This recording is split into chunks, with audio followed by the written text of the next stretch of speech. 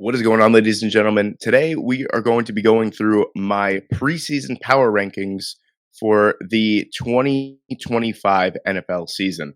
So, I broke it up into two different ways. So, I do my power rankings a little bit different than other people.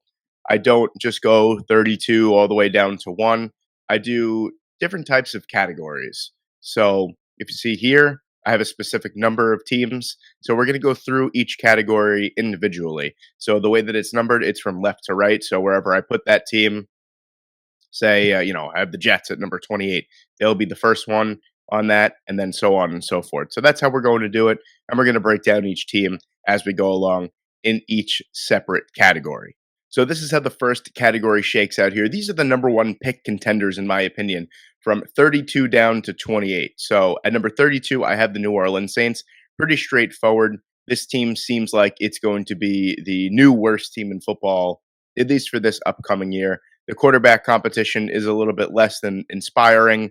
Kind of an aging defense, holes all over the place on offense. What are you going to get from Chris Olave after his 48 concussions, too? There's just a lot of questions that need to be answered that I don't think are going to be answered anytime soon. I think this is a full rebuild for the Saints going forward for the next couple of years.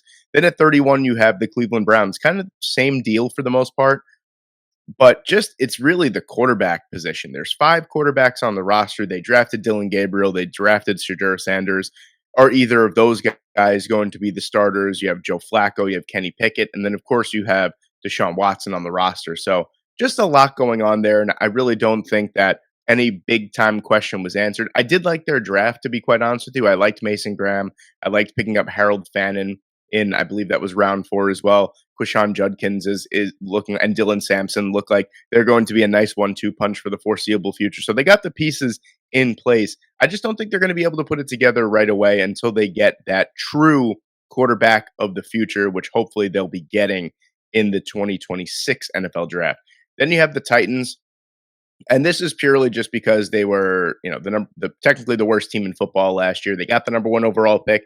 They got a good young nucleus of players. So I don't think they're going to all perform right away, but I think having those three young receivers that they drafted or signed. So they signed Xavier Restrepo as an undrafted free agent.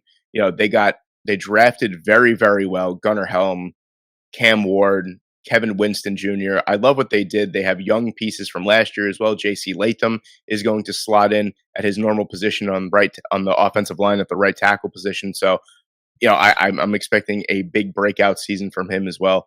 I think that they're going to be competitive. I don't necessarily think they're going to have the number one overall pick again, but I think that they are going to be competitive, but still have like a top five pick and be a year or two away from competing. Then you have the New York Giants. This is purely because of two things. One, the strength of schedule is brutal. The strongest schedule in the NFL in 2025 belongs to the New York Giants. And the uncertainty at the quarterback position. It looks like long term they have an answer. Signing Russ, signing Jameis Winston, drafting Jackson Dart. It looks like they're kind of exploring all options for the most part. I wouldn't be surprised if Dart gets snaps early on in his career, but I just think the uncertainty at the quarterback position for now, you know what you're getting at this point with Russ. You know what you're getting at this point with Jameis Winston. Jackson Dart might be a 2-year project to become a starter. That's just the way that it seems like they're gearing for. But I liked the draft a lot. I loved getting Abdul Carter as well.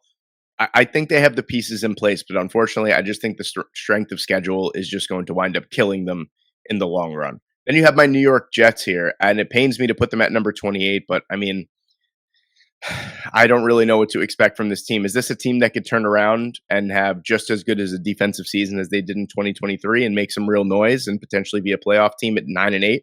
Sure. I don't think that's going to happen. I think really having your top two weapons in the passing game being Garrett Wilson and Mason Taylor, who is a rookie who's never played a snap in the NFL yet, is a little troublesome. Garrett Wilson is fine, of course. I think he is a top 15 receiver in the NFL. But, just outside of that, it's grim. The offensive line is solidified for the foreseeable future, so I'm happy about that. But this team does look like it is a quarterback away from trying to contend for a playoff spot in the gauntlet that is the AFC. So I do have my New York Jets rounding out the bottom tier at number 28. And then the next tier of teams here, a year or two away, that could potentially make some noise, I have the New England Patriots kicking us off here at number 27. I do think this team, through free agency, through the draft, I thought far and away they had the best draft of any team in the NFL. They are just geared up for the future. This is a team that I do think, because they are in this tier, are a year or two away from contending, but with Mike Vrabel, with Drake May, with that young nucleus of fantastic players on both sides of the ball, with sprinkled in with some, wily veterans that are going to make an impact, Stephon Diggs, Carlton Davis, guys like that, Milton Williams through free agency. I think this team could make a lot of noise. I do think they are still a year away from being true contenders, but I wouldn't be surprised if they turned it around, and especially with the coaching staff that they do possess now, they turn around and they somehow sneak into the playoffs as a 9 or 10 win team. Then the Carolina Panthers are kind of the same way. I like what they're doing. I still think they need to address the defensive side of the ball just a little bit more, especially in the secondary. But I like what they're doing on the offensive side. They're protecting Bryce Young. It looks like they are gearing Bryce Young to still be the quarterback of the future. And he took a massive step forward last year. And if he takes another massive step forward this year, like we saw in the second half of last year, this could potentially be a sneaky playoff team in the NFC South. I don't think it's going to happen. I think this team firmly wins 7 or 8 games, but there's a big step forward in the development of the team itself and in the development of Bryce Young. And I think they'd be geared up for the future. Same thing with the Colts. Really, I think the Colts have a pretty winning roster, especially on the offensive side of the ball. It's the uncertainty of the quarterback position. What's going to happen with Anthony Richardson? Is he finally going to take a step forward as that number 4 overall, as that number 4 overall pick? Until we see that development or that consistent development, I think they are rooted to the point where they're still a year or two away from competing. And then I have the Raiders at number 24. I think the Raiders are really building something fantastic.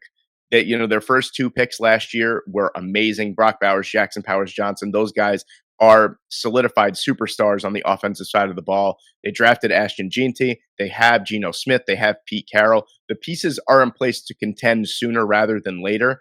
And I do think this is a team that if they catch fire, they could potentially make some noise. I do think it's tough, especially in the AFC West with those 3 other teams being as good as they are. I do think, unfortunately, the Raiders are going to be rooted to the bottom of the AFC West as even being an 8 or 9 win team. That would be certainly crazy. But I do think with another good draft and another strong free agency period, the Raiders could be right in line to be in the thick of the playoff picture in the AFC. And then I have the Bears rounding it out at number 23. The Bears have been offseason champions for 3 straight years now. And I know a lot of people aren't going to like this ranking, but I need to see some consistency on the field for the Bears to, get a higher ranking than this. I do think that obviously hiring Ben Johnson is great. Their draft, I thought, was awesome in certain ways, shapes, or form. Colson Loveland was an interesting pick. Getting Luther Burden was an absolute steal in the second round. The pieces are in place. For the running back room, I don't think they necessarily possess the pieces that Ben Johnson would like to run his offense with. I like Kyle Monangai as a 7th-round rookie. I think he's going to get some significant snaps. I don't think DeAndre Swift is going to be that Jahmyr Gibbs type of player for them. So I do think and their schedule is brutal. They have the second hardest schedule in the NFL. So I think they're going to fall a victim of that and just maybe a victim of improper personnel. I think if we get a superstar speedy running back through the draft next year or through free agency, I think this offense would just be that much more set. So I still think until we see a little bit more consistency on the field, I think we're going to have to root the Chicago Bears to this tier. So in the next tier, we have the above average and playoff long shot teams here. I do think that the Miami Dolphins are on the downward slope. I think their Super Bowl or their time to contend as a Super Bowl hopeful is over. I don't know what's going on the defensive side of the ball. You got stars leaving. You got people requesting trades. I do think this is the last year that the Dolphins give it their all, and then they blow it up and start heading towards a rebuild. I'm talking about like a full clear out. Like Chris Greer gets fired. Mike McDaniel gets fired. Tua, don't know if he sticks around. Tyreek Hill is gone. Jalen Watt. I'm talking about like a massive overhaul of the team's roster. But as of right now, you have to think when they're healthy, they still can fight for that sixth or seventh spot in the AFC. They do still have a super talented roster. And we do have to recognize that. And as long as everyone stays healthy, they are unfortunately going to be in the thick of it in the AFC for the entire season. So we do have to keep them as a playoff long shot. Steelers are the same way. The Steelers have had a really, really bizarre offseason, for lack of a better term. I feel like this isn't the typical offseason that you see from the Pittsburgh Steelers.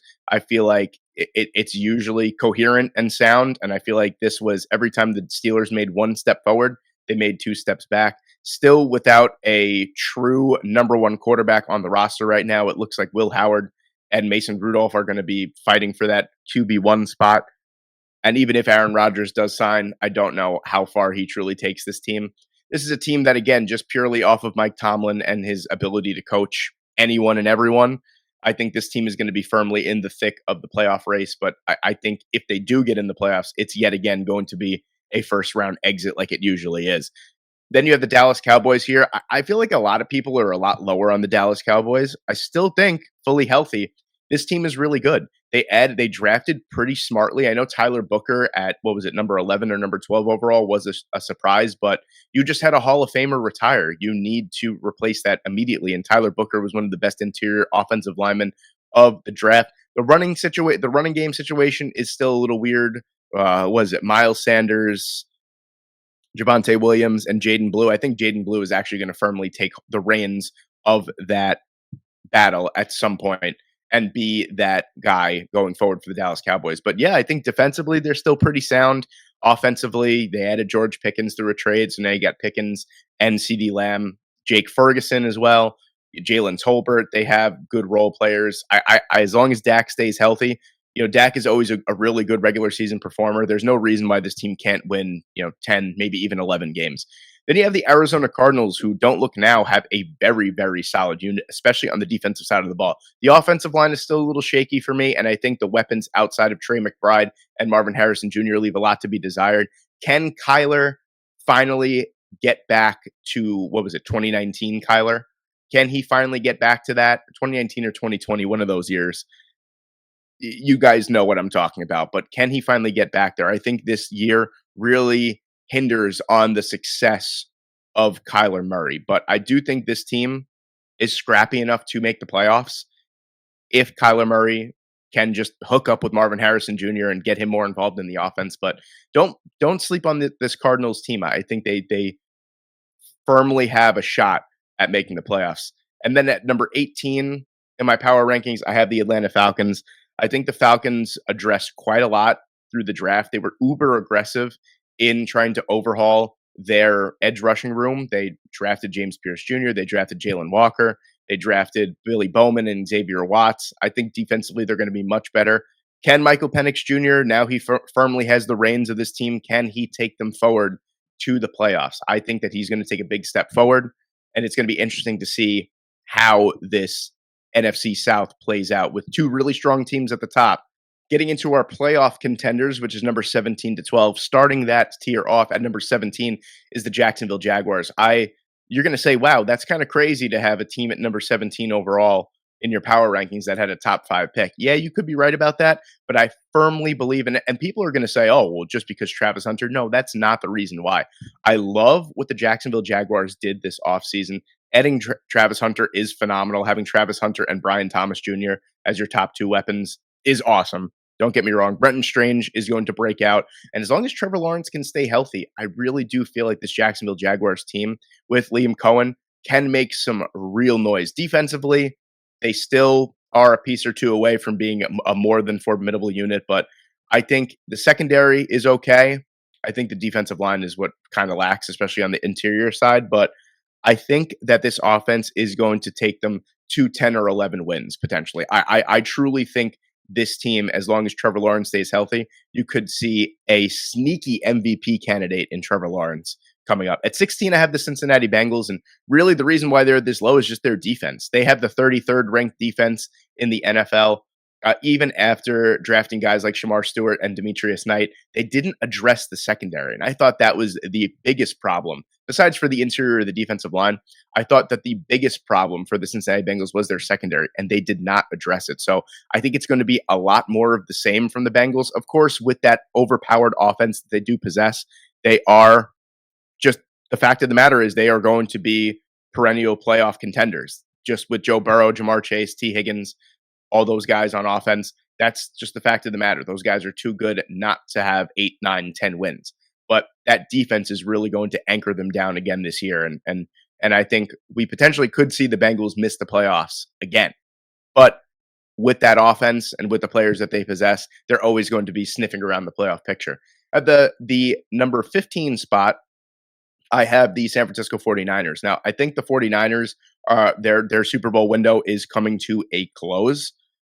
I think they are this high because they have far and away the easiest schedule in the NFL. Uncharted territory for this team that has basically been at the top for, X amount of years. So I think they will bounce back nicely. They'll probably have 11 or 12 wins just based off the strength of schedule, but I don't really believe in this team as a firm playoff content. Like I think that they will contend for the playoffs. I don't think they'll be a true contender, if that makes sense to you guys. Then at 14, I have the Seattle Seahawks. I love the additions of Cooper Kupp and Sam Darnold on the defensive side of the ball. And Nick Emanwari was a fantastic pickup. They drafted two great sleeper wide receivers in the late rounds in Torrey Horton Jr. and Ricky White III. I love what they did through the draft. I really did. They grabbed Gray Zabel in the first round. This is a team that I think is geared up as long as as long as that backfield can stay healthy. I think this team is going to be, I'm not going to say the team to beat in the NFC West because there's obviously another team that I haven't ranked in the NFC West yet. So I think they're going to truly contend for that NFC West title this year. And then at 13, I have the Minnesota Vikings. It really just truly hinges on J.J. McCarthy. He has been given the reins of this team. They signed Will Fries. They signed Ryan Kelly. They drafted Donovan Jackson. They drafted another wide receiver in Ty Felton. They have an incredible offense. They've built, I can't even think of a situation that's better to fall into for a quarterback that hasn't taken a snap, McCarthy. It just depends on his development and if he could lead this team because team 13 or 14, I don't remember off the top of my head. They won a bunch of games last year. I don't think they're going to reach those heights per se, but I still think this is a very, very easily 11 or 12 win unit. And then at 12, I have the Los Angeles Chargers here. Nope, not a playoff team last year. Right? They weren't a playoff team last year. Were they? Oh boy. I don't remember off the top of my head, actually, if they were. I don't think they were. I think they just got beat out by the Denver Broncos. All right. So, ball knowledge from last year is lacking. Having a brain fart right here. But nevertheless, I think that with Ladd McConkey being that wide receiver one, drafting Trey Harris and Omarion Hampton, you are firmly surrounding Justin Herbert, who statistically speaking, from a touchdown to interception ratio, had the best year of his career. They weren't asking him to do too much. Now putting a bell cow running back in Omarion Hampton in his lap with Najee Harris as well is you really don't have to. He doesn't have to throw for 5,000 yards and 50 touchdowns to win. They had the number one scoring defense in the NFL last year. I firmly believe that is going to continue under Jesse Minter. I think that this is going to be a generational fumble for the Los Angeles Chargers if they don't make the playoffs in 2025. And then with my confirmed playoff-bound teams in my second to last tier, I have the Tampa Bay Buccaneers at number 11. I think this team got way stronger through the draft. They didn't lose too much in free agency.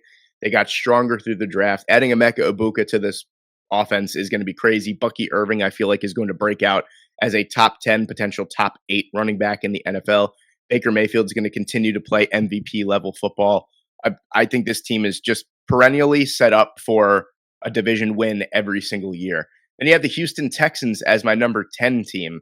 Yeah, they regressed a little bit last year, but just what they did through the draft. Now, I know the offensive line is still a work in progress. They drafted Ariante Ursary, which I thought was a fantastic pickup. They signed they signed like Laken Tomlinson, Cam Robinson. They signed some stopgap players. This offensive line is going to be a work in progress, but Jared Patterson is going to be healthy. Juice Scruggs is going to be healthy. Guys that they drafted relatively high. Well, Scruggs relatively high.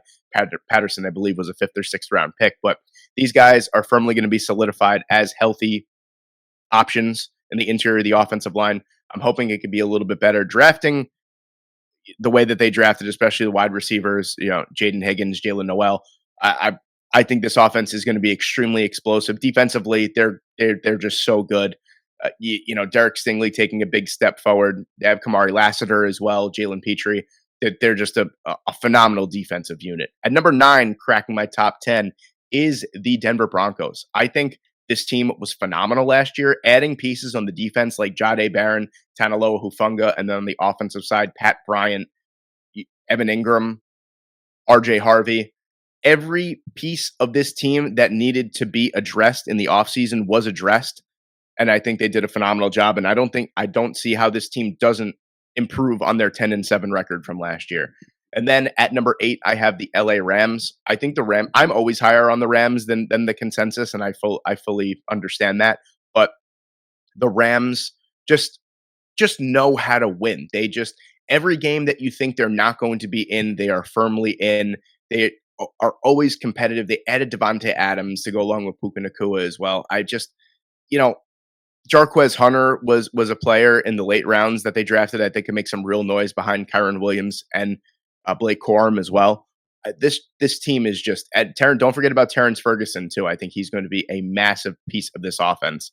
Defensively, it's still kind of a work in progress, but it's been a work in progress for like 3 years, especially in the secondary for the Rams, and they've figured it out. So I don't think that there's any reason to believe that they don't figure it out again this year. And then at 7, I have the Green Bay Packers. I just think this team, they finally did it. They drafted a wide receiver in the first round. Matthew Golden is going to be far and away the best receiver on the roster. You have Jaden Reed as your number 2. They drafted Savion Williams, who's going to be that kind of do it all wide receiver. They're getting Marshawn Lloyd back, who was out basically all year last year to back up Josh Jacobs. Name was leaving my head for a second there, but yeah, this team on the defensive side of the ball as well, adding Nate Hobbs to play that slot corner role as well, I thought was a huge addition for them. They signed Aaron Banks as well to firm up the interior of the offensive line. I think this team is firmly going to win, anywhere between 11 to 12 games. And then you have the Washington Commanders, who made necessary trades to get better. They traded for Laramie Tunsil to protect the blind side of Jaden Daniels. They traded for Deebo Samuel for that wide receiver too. Beside Terry McLaurin, they drafted Jaden Lane, which I think was a fantastic move. Josh Connerly as well was a really nice long-term piece to add to the offensive line. I just think that this team is just going to build off of what I don't think there's going to be a sophomore slump in place for Jaden Daniels is what I'm saying. And they just missed out on Super Bowl contenders for me. And I think in my lifetime, it's crazy to say that the Washington Commanders were potential Super Bowl contenders. And then rounding out the last tier of the Super Bowl contenders and the top 5, I have the Kansas City Chiefs. Now, this isn't me trying to be edgy or trying to be different. I just genuinely think the 4 teams in front of the Chiefs have a better overall roster. I think the Chiefs did a good job of addressing the offensive line. It was far and away the biggest problem for them last year. They signed Jalen Moore. They drafted Josh Simmons. I think those are going to be your bookend tackles for the most part. They drafted fairly well. Norman Lott is going to be a really nice player alongside Chris Jones. This team is just on autopilot until the playoffs start, really. I mean, I think that they are just going to cruise to another 11, at the very least, an 11-win team. But yeah, I mean, this team is good. It's still good. It's still in a Super Bowl window. I just think the 4 teams ahead of them are much better roster-wise. You have the Detroit Lions at number 4. I think the Lions are going to take a little bit of a hit of losing Ben Johnson, losing Aaron Glenn, losing Tanner Engström as well. They lost a lot in their coaching department. I think they got better in some areas. I think drafting Isaac Tesla and Tate Ratledge were really, really good players to pick up there as well. Tyleik Williams is a big, big part of the defensive line now, drafting him at the end of the first round as well. I think this team isn't going to reach the heights of 14-3 like they did last year, but I think they're firmly a 12 or 13 win team, and they'll cruise into the playoffs. This team, another year of experience. Jahmyr Gibbs, I feel like, is going to take over as potentially, a top 3, maybe even a top 1 running back when it's all said and done. The Buffalo Bills at number 3. I think this is the best roster that Josh Allen has ever had.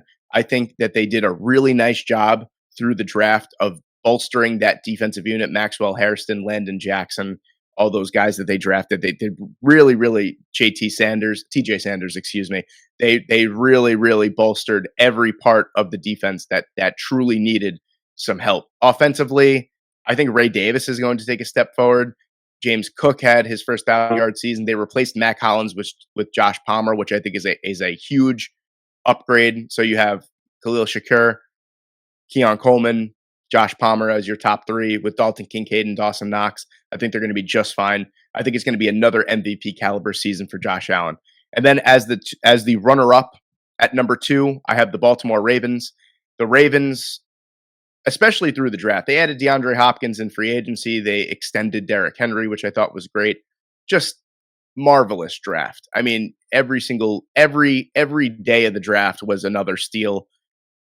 The first 2 picks were unbelievable. Malachi Starks is certainly going to bolster that secondary. Then they swung around and picked up Mike Green. Don't forget a healthy TJ Tampa is going to be coming back to the secondary as well. Offensively, Lamar Jackson didn't throw a legitimate interception last year. Everything was like deflected. He's an awesome player. This team is awesome. I firmly expect them to be at least in the AFC Championship game. And then at number 1, to nobody's surprise, the Super Bowl champion Philadelphia Eagles. I feel like they're just so good. I mean, there's really no other way to say it. Through the draft, through free agency, they just fill every need that they have. And even drafting someone like Jahad Campbell at number 31 overall, unbelievable value. He's going to be a superstar for that defense. They're just I'm so jealous of Howie Roseman and the Philadelphia Eagles. I wouldn't be surprised if this team repeats as Super Bowl champions. Offensively, they're just so good. They continue to lose pieces on the offensive line and just plug other players in that are going to be sensational. Just I'm so jealous of the model that they have going on in Philadelphia. But yep, they obviously round out my power rankings for 2025. So let me know what you guys think in the comment section below. Let me know if you guys like this style of power rankings with different tiers. I think it helps break down the way that I'm describing these teams, giving them a certain category. But let me know what you guys think in the comment section below. Thank you guys so much for watching today. I hope you enjoyed, and I hope I see you in the next one.